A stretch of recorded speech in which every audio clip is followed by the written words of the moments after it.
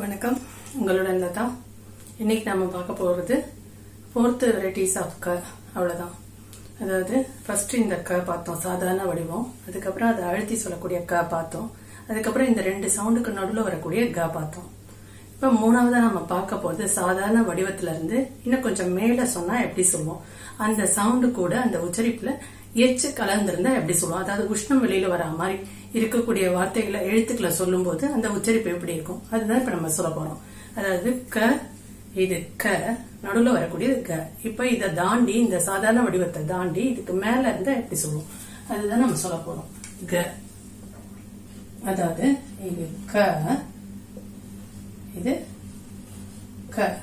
இப்ப இங்க பார்த்தது க, இது மூணாவது வெரைட்டி க. இது நம்ம நேற்றுக்கு பார்த்திருந்தோம்.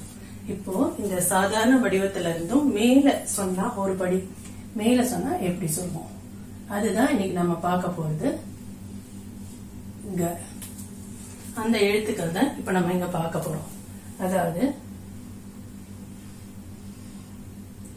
இது இந்த சாதாரண வடிவத்துல இருந்து க, அதுல எச் சவுண்ட் இருந்தா எப்படி இருக்கும், அந்த க கூட அவ்வளவுதான். க, க, ச, ஜ, ட, ட, த, த, ப, ப. இவ்வளவுதான் வேரியேஷன். இதை எழுதுற மாதிரியே ஒரு முறை பார்க்கலாம்.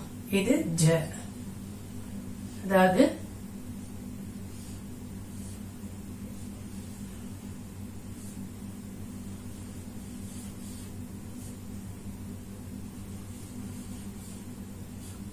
இவ்வளவுதான். இந்த வெரைட்டிஸ் ஆஃப் கா தான் நம்ம இன்னைக்கு கான்சென்ட்ரேட் பண்ண போறோம். அதாவது உச்சரிப்பு மற்றும் எழுதுற முறைய. ஃபர்ஸ்ட் உச்சரிப்பு பார்க்கலாம். நார்மலா சொல்லக்கூடிய இந்த கவை கொஞ்சம் எச் சவுண்ட் கூட சாதாரண வடிவத்துல இருந்து மேல தூக்கி சொல்லும் போது இது க, இது க. அடுத்தது ச, ஜ. அந்த மேல் தூக்கி சொல்ற அந்த உச்சரிப்புல எச் கலந்திருந்தா எப்படி சொல்லுவோம், அந்த க கூட இந்த நார்மலா சொல்லக்கூடிய இந்த கவை மிடில் சவுண்ட்ல கன்னு சொல்றோம். அந்த மிடில் சவுண்ட் கவை கொஞ்சம் உயர்த்தி அந்த கவை க, அடுத்து ஜவுனால வர ஜவ ஜ அப்படி சொன்னா எப்படி இருக்கும். அடுத்தது ட. இத நார்மலா இந்த க கூட பார்க்க கூடாது. இந்த மூணாவது வடிவத்துல நம்ம படிச்சோம் இல்லையா, க, ஜ, ட, த, ப. இந்த வடிவத்துல இருந்து மேல எச் தூக்கி சொன்னா எப்படி இருக்கும் அப்படின்னா, அதாவது இந்த ரெண்டு சவுண்டுக்கு நடுவுல இங்க இருக்கு இல்லையா, இதுல இருந்து ஒரு ரெடியா ஏக்தம் தூக்குனா எப்படி சொல்லுவோம், க, ஜ, ட, த, ப. இதுதான். சோ அந்த மாதிரி எழுத்துக்கள். இது உச்சரிப்பு மட்டும் இன்னைக்கு பார்க்கலாம், நாளைக்கு எழுதுற முறையை பார்க்கலாம்.